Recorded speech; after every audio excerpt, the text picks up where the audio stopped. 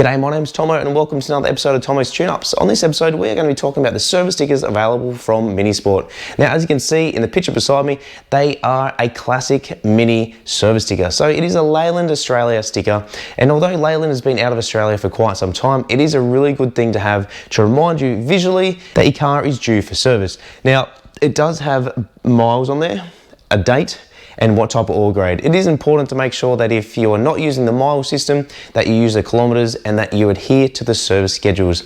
For most modern day cars, it's every 6 months or 10,000 kilometers. Generally with Grace behind me, I do it every 5,000 kilometers or 6 months, whichever occurs first.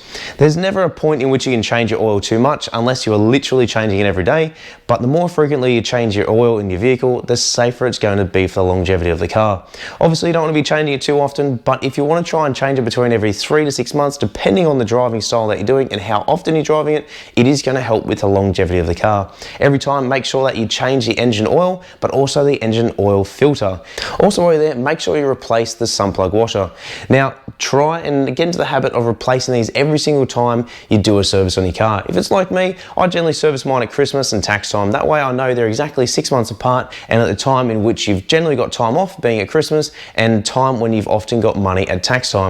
So sometimes I'll change the oil every 2,000 kilometers in 6 months, or it might be 200 kilometers or 6 months, whichever occurs first, depending on the driving style and how often I'm driving it.